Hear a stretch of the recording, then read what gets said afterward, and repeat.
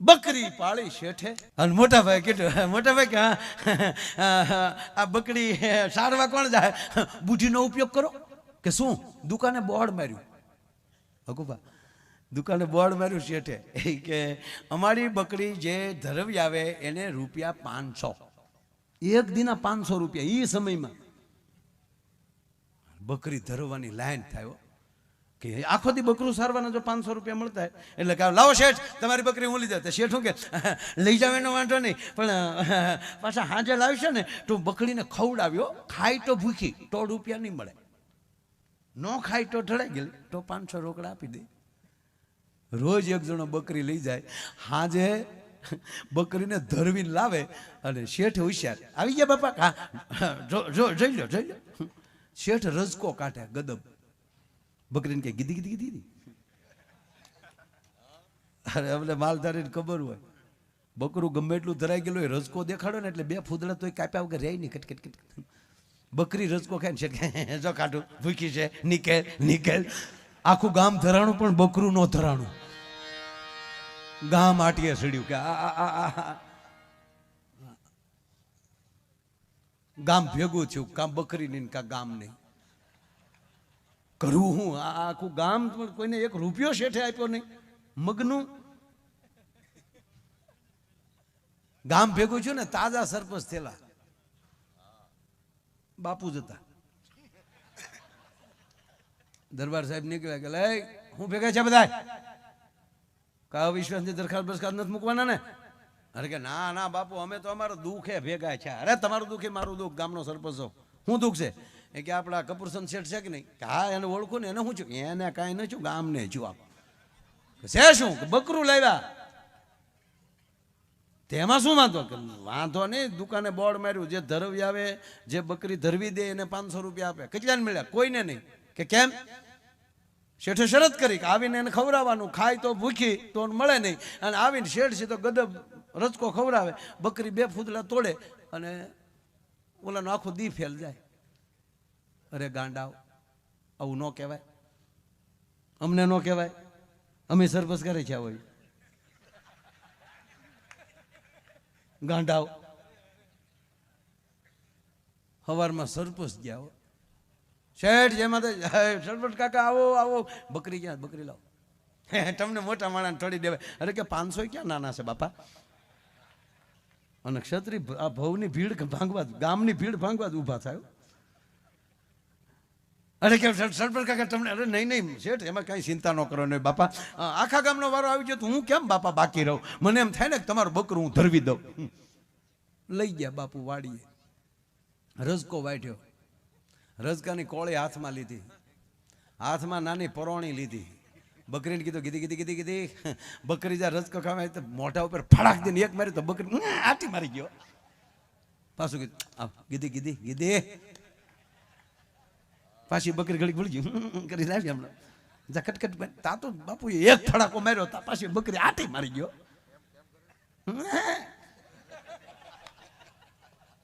અને સીપી 7મી વાર ફડાકો બોલાવ્યો પછી તો રજકાની વાસ આવે ત્યાં બકરી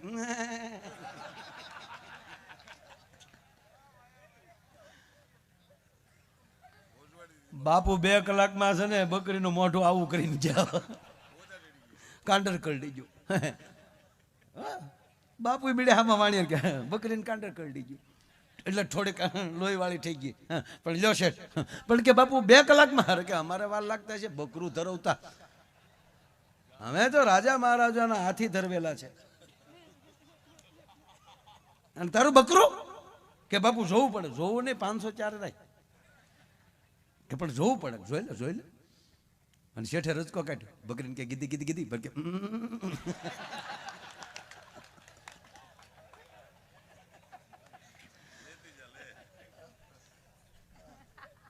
શેઠને છું કે આજ 500 જાયો પાછું કીધું ગીધી બકરી કે મોઢે ઠેઠ અડાડ્યું ને કીર્તિભાઈ તો ફ્રૂ કરીને ભાગી ગઈ બાકી રજકા હામું ન જોયો રિવેસ હાલે રિવેસ અત્યારે પછી અડધી રાત પછી જે થેલીઓ લઈને નીકળ્યું તમને એમ થાય પેમેન્ટ આવ્યું છે આમાં પણ અહીંયા અમારો તો આજ પ્રેમનો પ્રોગ્રામ છે વાલા એટલે આમ થેલી લઈને કોક નીકળે ને જોજો તમે આમ આમ આમ એમાં આવો મોટો પ્રોગ્રામ હોય ને થોડી ઘણી જવાબદારી દીધી એને જે મોજ આવે. અને એમાંય ભાઈ હકુબા આગળ ભાઈએ કીધું ને કે મોદી સાહેબ હારે એક અમિતભાઈ હારે અહીંયા અત્યારે ગુજરાતમાં જવો તોય આપણો ભાઈ હર્ષ સંઘવી અને અહીંયા તમારી પાસે બે છે ને ક્યાં ગયા ખરેખર વાણિયા હારે રાખવા જ તેઓ ખરેખર એની જેવી બુદ્ધિ કોઈ પાસે નકુસામાં આંગળે આવે ત્યારે વાણિયા જે પોછું પોછું બોલીને જે કાઢલે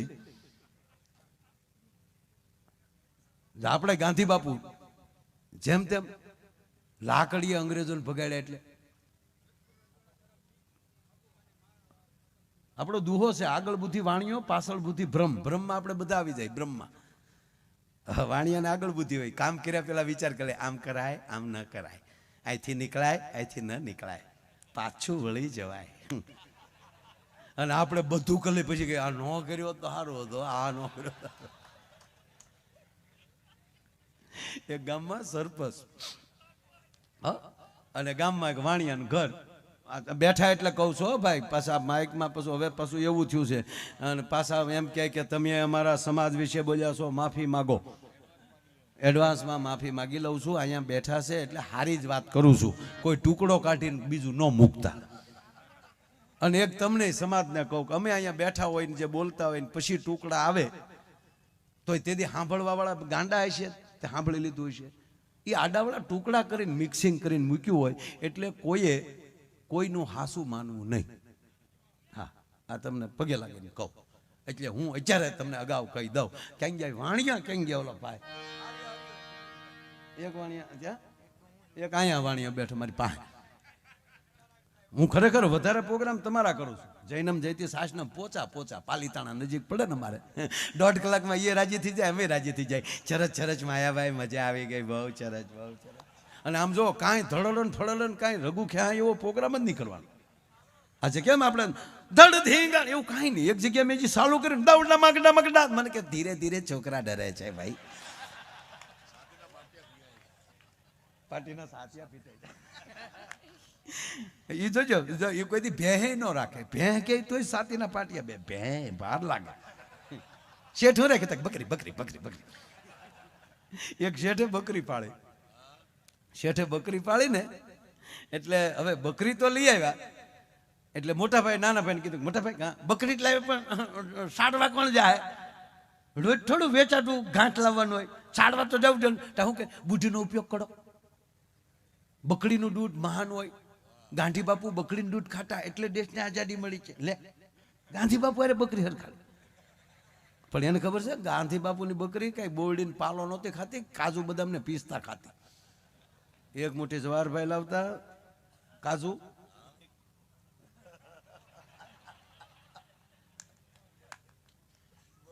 અરે ગાંધી ક્યારે થવાય ખબર એનો બીજો દાખલો એ કીર્તિભાઈ આ વડીલો હતા ને એ કોઈ ગંભીર નહોતા. આપણે કેમ એકલા એકલા બધા હોય ને હવાણું કરીએ જે હવાણ કરીએ કે ને એ જ મોટા થઈએ કેવો એકલા એકલા બેઠા ને એનો એક નાનો પાઠ તમને કહું. ગાંધી બાપુ જવાહરલાલભાઈ નહેરુ ઈવડા 3-4 જણા બેઠા હતા. એમાં ગાંધી બાપુને પૂછ્યું ટીખળ કરે મજાક કરતા હતા. આ સત્ય ઘટના છે પછી લખેલું છે મારું ઘરનું ના. ગાંધી બાપુને પૂછ્યું કે ગાંધી બાપુ આપણે વિશ્વ સુંદરીનો કોઈને એવોર્ડ આપવો હોય મિસિસ વર્લ્ડનો તો કોને કોને અત્યારે વિશ્વ સુંદરી તરીકે તમારા પાસે કોઈ નામ ખરું? ગાંધી બાપુને પૂછ્યો. ગાંધી બાપુ શું કે ખબર કસ્તુરબા. હકીકત કહું તમને નગર કસ્તુરબાનું મોઢું કેવું બધાને ખબર છે. રાખના ઢગલા પાણીના સાટા નાખ્યા હોય એવા બાદ ખરેખર કસ્તુરબા. અને રૂપથી દુનિયા નથી ઓળખાતી ગુણથી દુનિયા ઓળખાય છે મારા બાપ. એટલે ગાંધી બાબુ કસ્તુરબાનું કીધું તો બધા દાંત મેળ્યા કાઢવા. કસ્તુરબા દૂર બેઠા બેઠા હામીની ઓસરીમાં રેટીઓ કાઢતા હતા. એટલે ન્યાલી કસ્તુરબાએ હાથ કર્યા હાથ લામ કરી કે એ હું દાંત કાઢો અહીંયા આવો. એ બધા અહીંયા ગયા રોયા હું દાંત કાઢો ટીખળ હું કરતા હતા કે બાપ કાંઈ નહીં નહીં નહીં નહીં વાત કરો. એ કે અમે ગાંધી બાપુને પૂછતા હતા. કસ્તુરબાઈ ગાંધી બાપુ જ કહેતા બાપુ જ કહેતા બહુ સારું ભળતું. બાપુ ને બા. આ હકીકત. તે ગાંધી બાપુ કે તમે આનંદ કરતા હતા કે નહીં વાત કરો. તા કે અમે અમારા બાપુને ગાંધી બાપુને પૂછતા હતા બા કે વિશ્વ સુંદરીનો એવોર્ડ દેવો હોય તો વિશ્વમાં રૂપાળું કોણ? તાર કસ્તુરબા કે શું કીધું બાપુએ? બાપુ કોનું નામ દીધું? તા કે એને તમારું કીધું. તા બેઠા બેઠા હું કે ગાંધી બાપુ કોઈ દી ખોટું ન બોલે. સાહેબ વિશ્વમાં એની પત્ની કરતા વધારે કોઈ રૂપાળું ન દેખાતું હોય ને એ ગાંધી બની શકે, અને સંપૂર્ણ ધણી ઉપર ભરોસો હોય એ કસ્તુરબા બની શકે. અજબ દે ઈ જ બની શકે કે જેને સંપૂર્ણ પ્રતાપ ઉપર ભરોસો હોય. અજબ દે. ક્ષત્રિયાણી સાહેબ અમરસિંહને જન્મ દઈ અને રાણા પ્રતાપની ઢાલ બનીને જગદંબા ઊભી થઈ. અને એ અમરસિંહ જેદી 18 વર્ષના થયા ને ત્યાં સુધી જંગલમાં મોટા કર્યા.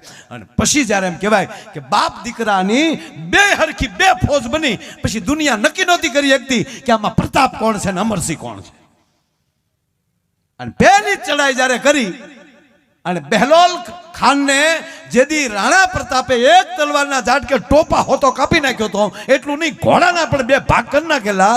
ઈ પછીનું અમરસિંહનું પહેલું પરાક્રમ. અને અમરસિંહે જ્યારે એમ કહેવાય કે એક જ ભાલે અસવારને ઘોડાને બે નામ ધરતીમાં ધરબી દીધા. એક ઘા જોયો ને ઈ અકબરને ખબર પડી ગઈ દિલ્હીમાં, સાહેબ સીધું સમાધાન કર્યું છે કે પ્રતાપ જેવો જ ઘા જે અમરસિંહમાં છે. પરમ વીર ચક્ર પહેલો વહેલો કોઈને અપાણો હોય ને તો મહારાણા પ્રતાપના દીકરા અમરસિંહને દેવાણો હતો સાહેબ. અને તેથી ચોખ્ખું લખી નાખ્યું હતું અકબરે કે અમે કોઈ દિવસ ચિત્તોડ બાવજુ નહીં જોઈએ, અને આપને જ્યારે અમારી કાંઈ સેવાની જરૂર પડે તો હુકમ કરજો. પ્રતાપની સેવામાં અકબર હાજર હશે. રૂબરૂ તો નહોતા થયા, પણ આવો પત્ર મૂકી દીધો હતો. કોઈક ઇતિહાસ વાંચજો સાહેબ. એક જ અમરસિંહના ભાલાના ઘાય, આનો ઘાય બાપ જેવો જ છે. આ બધા ઇતિહાસો વાંચવાની જરૂર છે. પણ પાયામાં ભક્તિ, જેની માં મોટી માં મીરાબાઈ હોય. બાકી તો આ તમે અત્યારે મેં તમને કીધું ને કે અત્યારે બિલકુલ અત્યારે તલવારથી લડવાનો યુગ જ નથી ને, અત્યારે દિમાગથી લડવાનો યુગ છે. કોમ્પ્યુટર યુગ છે અત્યારે. કડે હથિયાર બાંધો કે ન બાંધો, જે બાંધતા છે એને જરૂરી હોય એને જ રાખવાનું. આ લાગડ કોઈને બાંધવાની જરૂર નથી. સમય હોય ત્યારે આપણો કાંઈ ઘા ફગશે નહીં.